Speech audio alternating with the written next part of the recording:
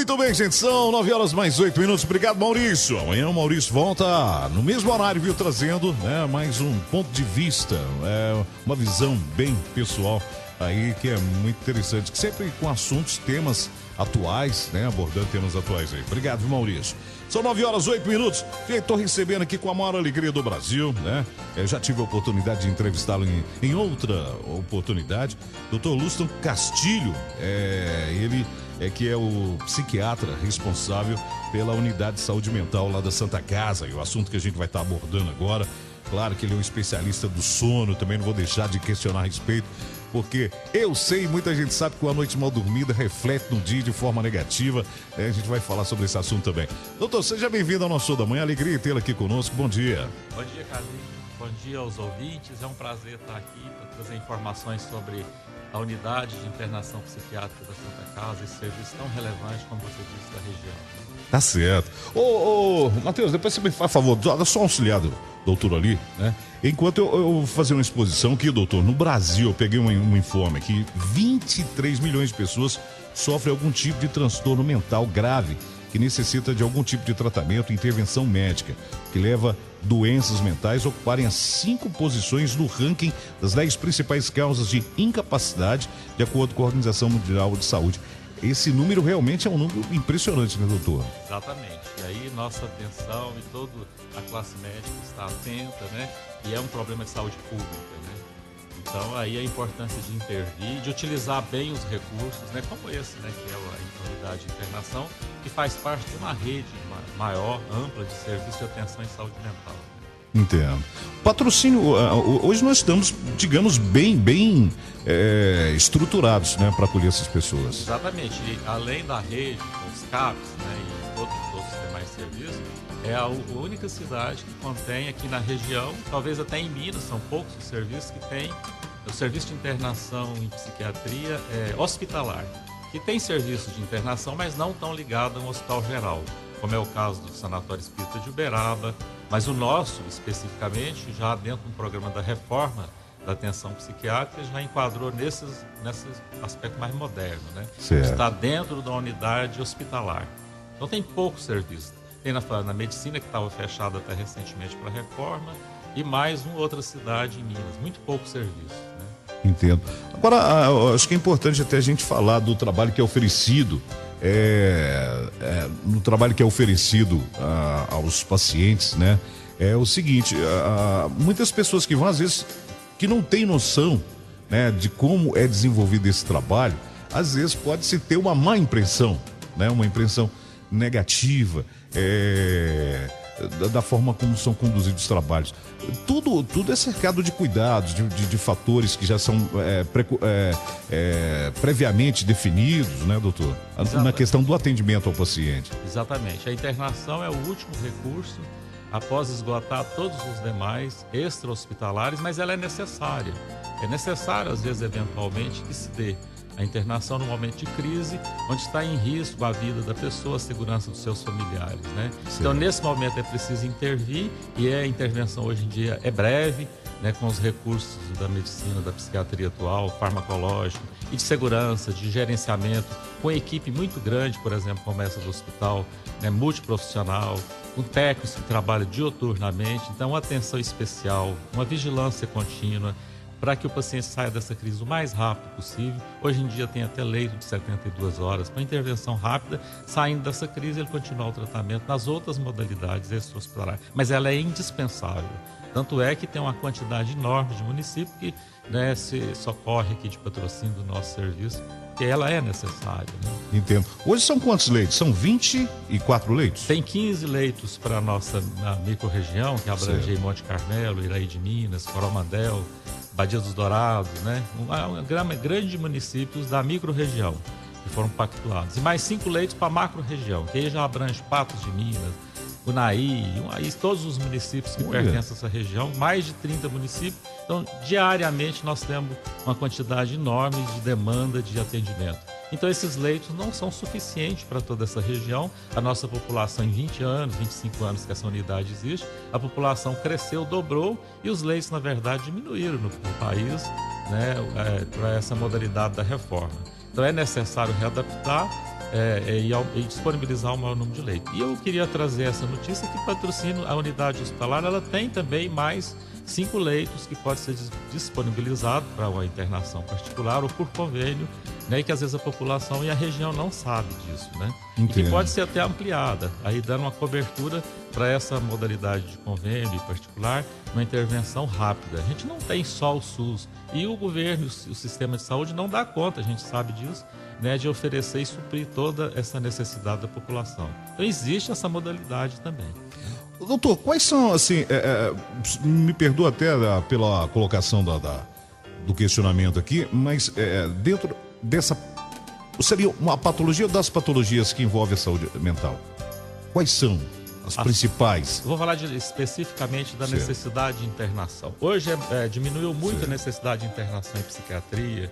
Os quadros de agitação psicomotora, que a pessoa fica agitada, no momento perde o controle, são muito raros hoje em dia, porque tem os CAPs, né, que prestam esse primeiro atendimento. Certo. Então, o fluxo da cidade, você estava falando antes que aqui é muito bem servido nessa área, dessa forma que funciona. Então, o paciente está em crise, deve procurar inicialmente o serviço de emergência, como o CAPS, que deve fazer um acolhimento, o pronto-socorro. Ali é triado, é feita a primeira intervenção e é encaminhado, se necessário, raramente, para uma internação. Então, os casos, as condições como de uma reagudização de uma doença mental mais grave, como a psicose, esquizofrenia, transtorno afetivo, né, que tem aquela crise que precisa intervir rapidamente, hoje são mais raros, mas eventualmente necessita de um ambiente protetor, como é o ambiente da internação hospitalar, rápido, né? Outras condições mais comuns são as relacionadas com álcool e droga, que eventualmente na abstinência, não no tratamento da dependência, que isso é feito em outro local, é feito no CAPS álcool e droga, né? Por exemplo, aqui em Patrocínio, que já tem esse serviço, mas na crise nós trabalhamos na retaguarda para intervir e o paciente sair da crise. E outras condições relacionadas com a medicina em geral. Todas as áreas da medicina, eventualmente, pode ter um período que há um comprometimento da saúde mental. Quando o senhor citou o CAPS-AD, também há um número específico de leitos para atendimento a esse público específico? Aqui nós temos 15 leitos disponibilizados para a crise em geral. Em geral, independente, para a micro-região, independente da patologia, né? Tem mais ou menos 4, 5 tipos de código para internação que está disponibilizado para esses 15 leitos. 5 leitos, como eu disse, para a macro-região, que abrange Patos e outros municípios que necessitam dessa internação e não tem. Patos de Minas, por exemplo, não tem um local de internação pelo serviço público. Então, eles recorrem ao nosso serviço.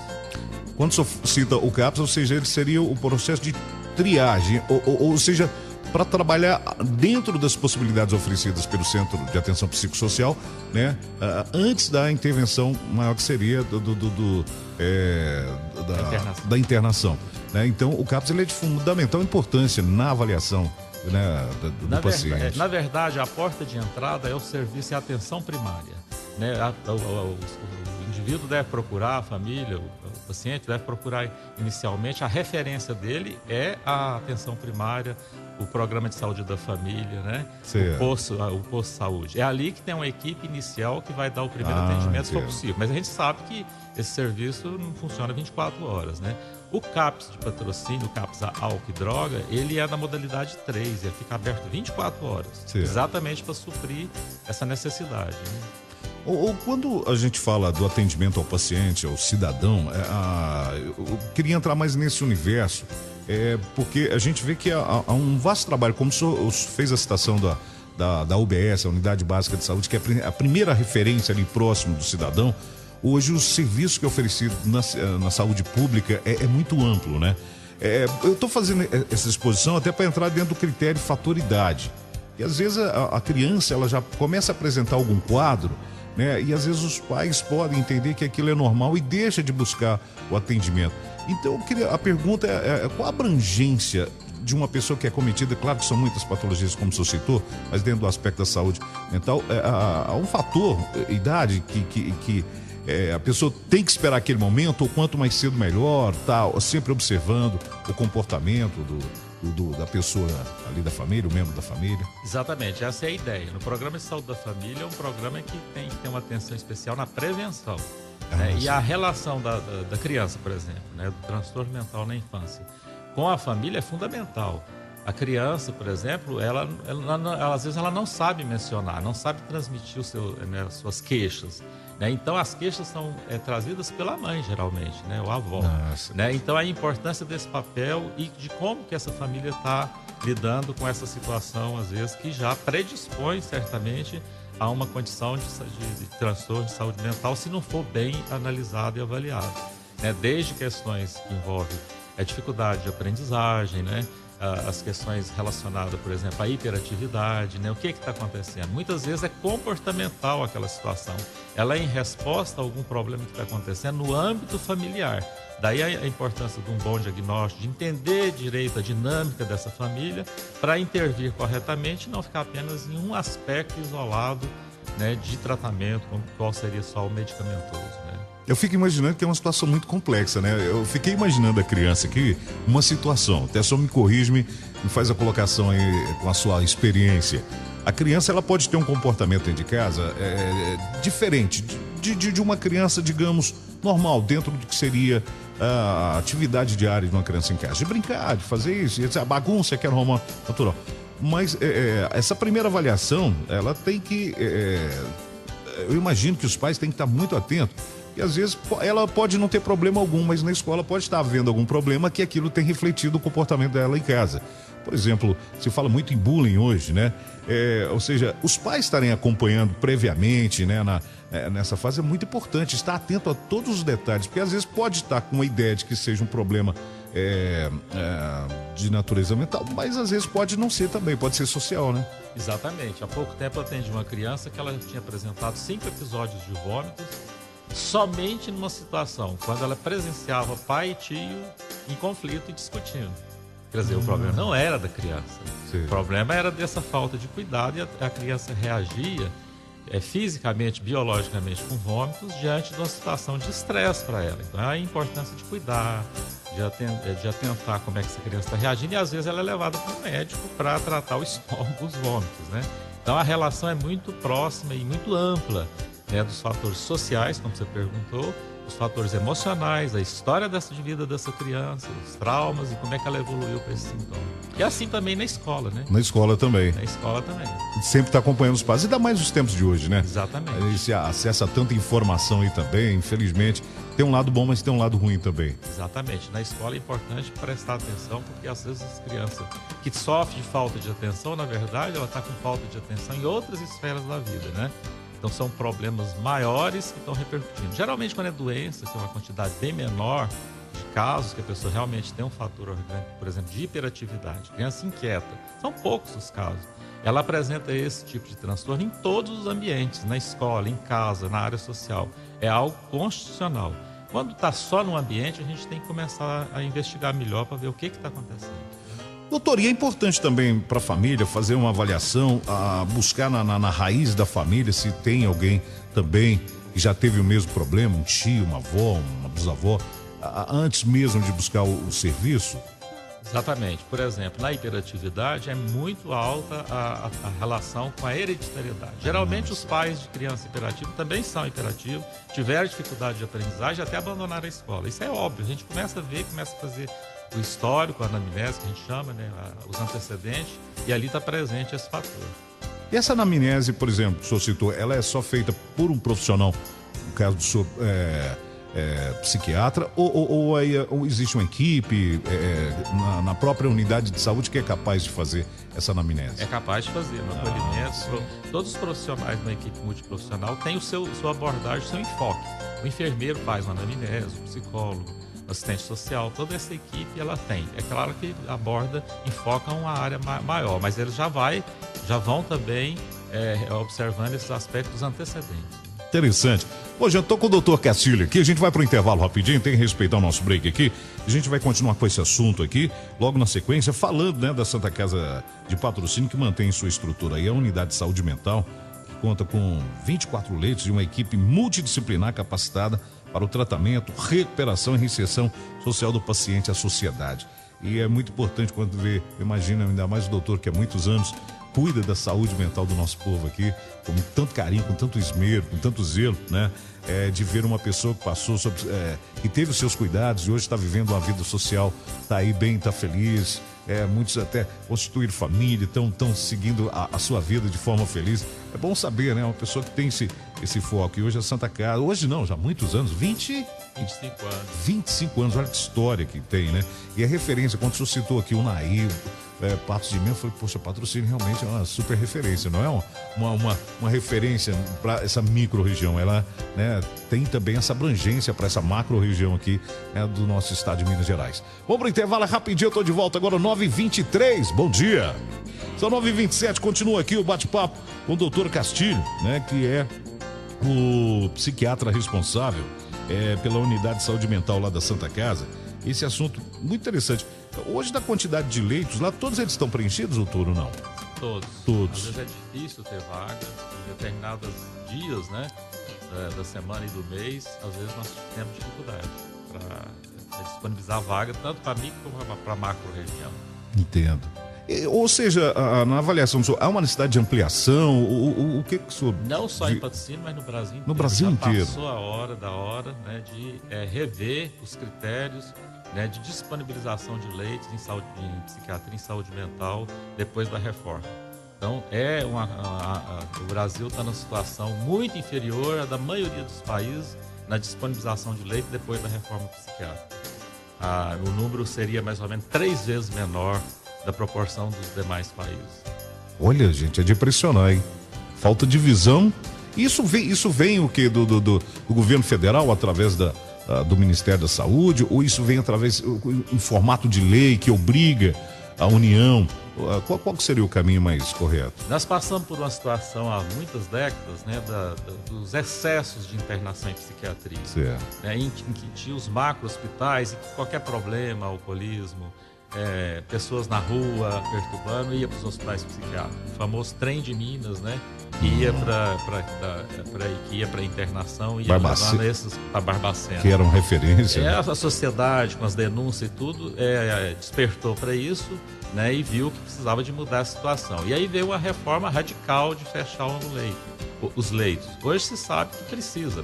Os próprios criadores que fizeram a reforma sabem que não é suficiente o número que existe, né? Mas é difícil de mudar. Depois que uma coisa vira modalidade de lei, que a psiquiatria é a única especialidade que tem uma lei que rege a internação. Não existe lei nenhuma regendo, por exemplo, a internação em cardiologia, em pediatria, em qualquer área da medicina, mas na psiquiatria tem. Dado a delicadeza da situação, nós vamos restringir os direitos de ir e vir do cidadão. Ele vai ficar temporariamente no local contra, às vezes, a vontade dele. As modalidades são diversas, tem 3 tipos de modalidade. Ela pode ser involuntária, a pedido do juiz, né, judicial. Ela pode ser involuntária, a pessoa não tem noção de que ela está precisando de ajuda, a família que pede, e a gente precisa de intervir.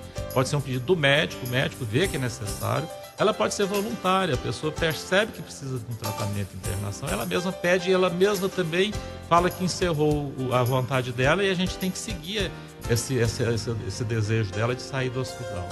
Então, existem as intermediárias. Então, existem modalidades legais para fazer uma internação hoje. É um tanto de cuidado para evitar o excesso.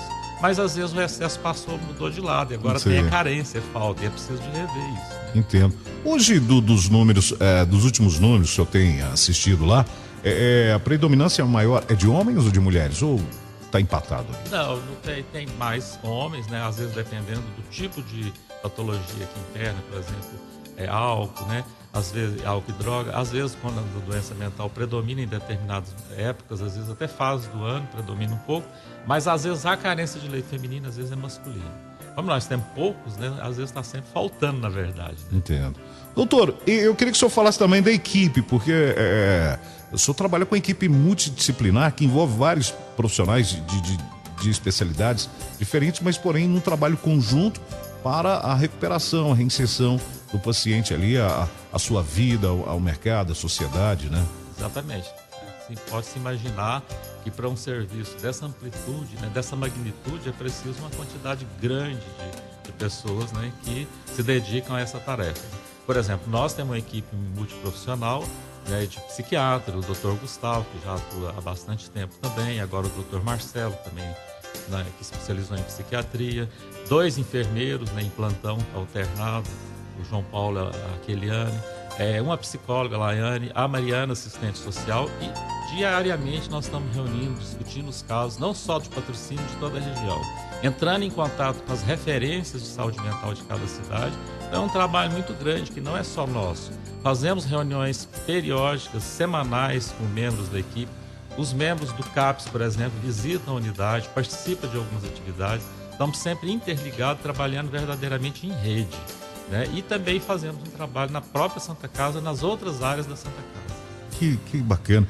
E depois desse trabalho que é desenvolvido ali, doutor, naturalmente, o paciente, quando na avaliação da equipe, né, liderada pelo senhor, certamente eu imagino, só me corrija se eu estiver errado, é a orientação de que ele volte para o CAPS para que tenha um acompanhamento, seria essa? Exatamente, é a contra-referência. Ele é sempre referenciado, de preferência no fluxo de trabalho dessa rede, referenciado pelo CAPS, sempre que possível, e na alta sempre é feita uma contra-referência, verbal e também por escrito, com todos os detalhes do que aconteceu na internação, as orientações de como é que a gente pensa lá, a equipe, que deve ser a sequência desse tratamento, tanto no CAPS, às vezes na própria unidade básica de saúde, que às vezes é uma coisa mais simples, que o paciente não precisa necessariamente ir para o CAPS, ele pode às vezes ficar na própria unidade básica de saúde, que é a sua referência principal, primeira. É o local onde tem as informações de sua evolução, de sua saúde, a prevenção, né, dos seus problemas. E ali é onde é o ponto de partida, né? E mesmo quando ele vai para o CAPS, ele vai também temporariamente, assim que possível, e faz-se a reinserção dele no seu local mais próximo da sua residência, do seu domicílio. Essa é a ideia. Que interessante. E quando o senhor fala isso, eu vejo que há toda uma equipe, como foi bem citado o senhor, de cada membro de cada área, trabalhando em prol do retorno, né? À sociedade, ao seio da família. Mas eu queria questionar o senhor, por exemplo, quando já chegando na ala da psiquiatria da Santa Casa, como é que fica a questão da família participando? Tem visitação? Ela é dosada? É permitida? Não é permitida? Só falar sobre isso. Então, as rotinas de trabalho de atendimento, né?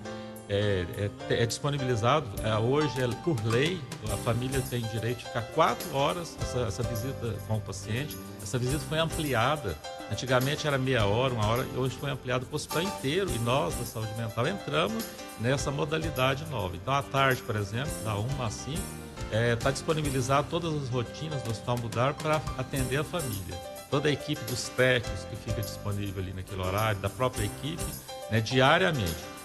Nos primeiros dias da internação, dada a necessidade de atenção, de colher dados, né? Aí a gente tem 5 dias mais ou menos que só pode falar por telefone com o paciente, mas pode falar todos os dias. Se ele tiver alguma queixa, ele fala e alguém pode direcionar a equipe. Entendo.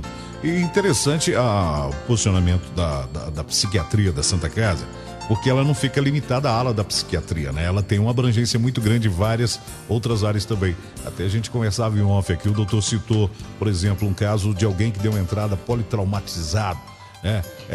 Ali no pronto-socorro, depois foi encaminhado, né, para atendimento, e de repente era uma pessoa que faz uso imoderado da bebida, e estando ali internado, ele acaba tendo uma crise de abstinência, né, por causa da bebida ou de outras drogas também. Nessa hora também tem atuação do setor de psiquiatria. Isso é o serviço de interconsulta, então a gente não fica somente na nossa unidade. Os psiquiatras e mesmo a equipe multiprofissional, psicólogos, assistente social e enfermeiro, nós vamos até a outra unidade e fazemos a avaliação conjunta com o médico, o cirurgião, né, e acompanhamos todo o processo até o quanto for necessário.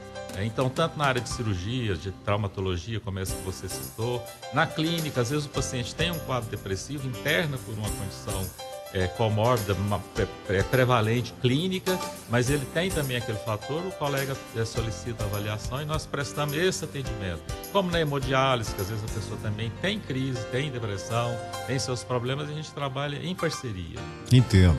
Gente, interessante esse bate-papo nosso aqui com o doutor Castilho. A gente vai ter que ir para um intervalo mais uma vez, rapidinho. A gente volta dando continuidade para abranger mais e logo na sequência eu quero também falar sobre uma outra área que é muito bem dominada, né, pelo doutor Castilho, que é a área do sono.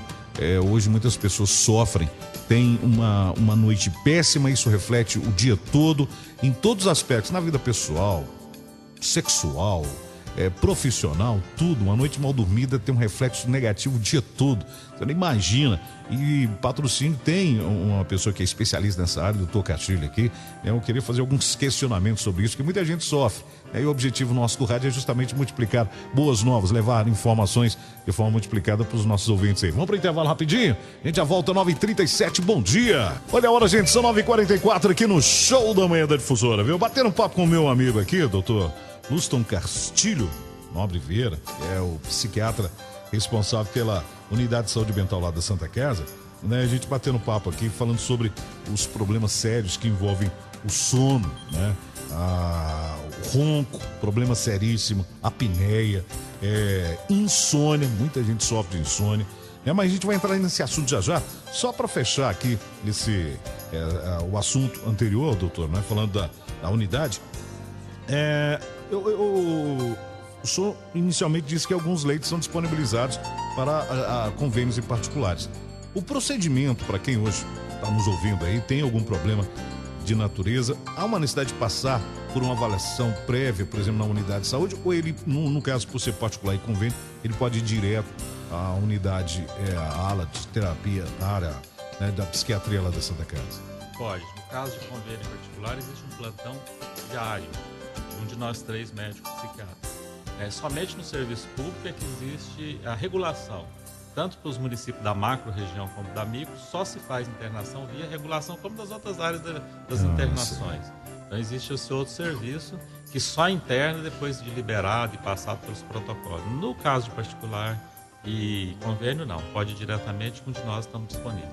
Tá certo. Doutor, queria falar com o senhor agora, aproveitando esses minutos finais aí, sobre essa questão do sono. A clínica, ela recebeu o título de especialista em medicina do sono pela Sociedade Brasileira de Psiquiatria.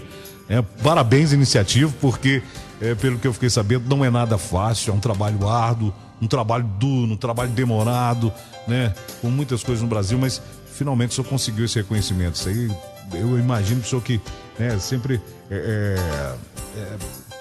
Por trazer essas boas novas pra gente, Patrocínio, você já mostra o amor e o carinho que o senhor tem pela cidade, e é uma conquista pessoal do senhor, mas também a cidade como um todo, né? Esse reconhecimento. Exatamente, Carlinhos, obrigado.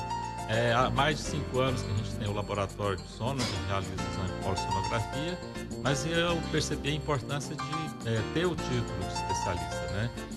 O reconhecimento pelos pares, pelos médicos das diversas áreas, de que a gente domina aquela área. Então é fornecido isso e permite que a gente possa divulgar esse trabalho, tanto na imprensa quanto com cartões e tudo. Então foi muito importante para nós. Tá certo. O que acomete as doenças, não sei se o termo certo é doença do sono, transtornos do sono. Hoje, o principal que está no ranking é a insônia mesmo? Isso, é o mais prevalente, porque qualquer um de nós, dependendo da situação, já passamos por um período, né, transitório de insônia. Outras pessoas têm uma insônia crônica, que aí merece tratamento, uma abordagem, né, um enfoque, né? Insônia que tem um fator hereditário, tem uma causa desencadeante, né? Tem um fator mantenedor dessa insônia, que aí exige às vezes uma abordagem, um tratamento específico nas diversas modalidades, seja de terapia psicológica e seja até medicamentosa, para cortar aquele ciclo, né, que leva a tanto sofrimento, né, que é a falta de sono, que é essa característica essencial para a nossa recuperação psicológica e até física, que é o sono, né? A quantidade de horas, o ideal de uma boa noite de sono são 7 horas? Em média, né? Não existe um número fixo, porque determinadas pessoas dormem uma quantidade menor. O dormidor curto, ele pode dormir às vezes 5 horas, 6 horas e acorda bem, sem nenhuma queixa, sem nenhum problema. Vai da qualidade do sono dele. Mas a qualidade do sono dele foi satisfatória. É uma minoria, né, dentro dessa curva, né? E uma quantidade que tem que dormir muito, chama de dormidor longo, às vezes tem que dormir 10 horas para se sentir bem. Dentro desses extremos fica aí essa média, mais ou menos 7 horas e meia. né, que é o que a pessoa precisa. Qualquer interferência nessa quantidade traz consequências incríveis. Por exemplo, a pessoa que dorme pouco, na simples mudança de horário de sono, na época do horário de verão, já tem consequência até na imunidade da pessoa. O governo sabe que não pode aplicar vacina nesse horário porque não pega, por exemplo, a vacina da gripe no idoso, porque a imunidade está comprometida nos 30 dias de mudança de 1 hora. Você imagina quem fica com débito de mais de 1 a 2 horas, as consequências tanto na área da imunidade, né, do cansaço, na área psicológica, no risco de acidente de trânsito e por aí vai, né? O teste polissonografia que o senhor citou aí, ele é a base, ele é a sua referência para avaliação do paciente. Quando o paciente precisa de um exame, a base na medicina em geral, a anamnese. É a anamnese, a avaliação clínica que é soberana, né? A partir dela, por exemplo, a insônia não precisa de fazer exame polissonografia. Certo. Ela é evidente por si só pelo relato, a não ser quando ela é causada, a gente suspeita que tem outros fatores, como por exemplo, que a pessoa tenha apneia. Ela está com insônia e aí ela acha que é só uma insônia psicológica. Não, na verdade ela não está dormindo, porque ela não respira bem. Aí nós temos que fazer esse exame. O exame padrão ouro para a maioria dos diagnósticos, mais de 100 condições que pode acometer durante o sono, é a polissonografia, que nós temos aqui há mais de 5 anos em patrocínio. Quem tem apneia ronca também ou não necessariamente? Tem o ronco primário, existe também a apneia. O ronco é um indicador, hoje se concebe como uma escala, uma gradação, que vai desde o ronco até os quadros mais graves, como a apneia, né? Então ele pode evoluir, ele pode estar marcando que está existindo uma dificuldade da passagem do ar aqui pela faringe, né? Esses músculos à noite relaxam, que a pessoa possa sonhar e não movimentar durante o sono, a pessoa está sonhando que está correndo. Então, para ela não sair correndo, não se machucar, relaxa os músculos do corpo todo. Entre eles o da garganta. Ele relaxa e aí, nessa fragilidade, ele colapsa durante essa fase de relaxamento dos músculos e falta ar e o cérebro desperta a pessoa várias vezes por noite para tentar voltar a ter oxigênio para ele continuar vivo e o ser continuar vivo. E essa falta de oxigenação pode trazer o quê? O sono que vai ficar fragmentado, porque várias vezes a pessoa vai ter micro despertar, não é despertar completo. A gente só lembra que a gente acordou à noite se a gente ficar acordado mais que 10 segundos. Como a maioria desses despertar dura menos de 10 segundos, a pessoa acorda às vezes 300, 400 vezes, micro despertar, e ela não tem a menor consciência que ela teve isso. Ela lutou a noite inteira para respirar e durante a manhã ela está cansada, fadigada. A mulher geralmente, no entorno de uma certa idade, 40, 50 anos, a pré-menopausa, e ela está com questão hormonal interferindo, ela se sente fadigada, cansada, confunde com depressão, às vezes não é depressão. E o homem, principalmente, tem outra apresentação, ele fica sonolento. Agora você imagina uma pessoa nessas condições sonolenta dirigindo um caminhão. Então já é lei, é preciso na renovação da carteira de motorista, por exemplo, que se faça esse exame se houver sinais indicativos lá naquela avaliação, na hora que faz aquele questionário lá, uma lei do CONTRAN, que exige isso por causa do risco. Sabe-se hoje que 30% às vezes dos acidentes está relacionado com o problema do sono. E eu falava antes de irmos para o intervalo que afeta a vida como um todo da pessoa que tem o distúrbio aí, né, do ronco, da apneia. Exatamente. A maioria o mais prevalente dessas condições são a apneia, né? Os estudos na cidade de São Paulo mostram que até 30% da população pode ter algum grau leve, moderado ou grave de apneia. E repercute muito, porque a sensação de um sono restaurador vem de determinadas fases do sono. Se a pessoa fica superficializando o sono a noite toda, ela não atinge essas fases do sono que dá aquela sensação, libera alguns hormônios que reparam os danos teciduais ocorrido durante o dia de trabalho. Então a pessoa continua fadigada.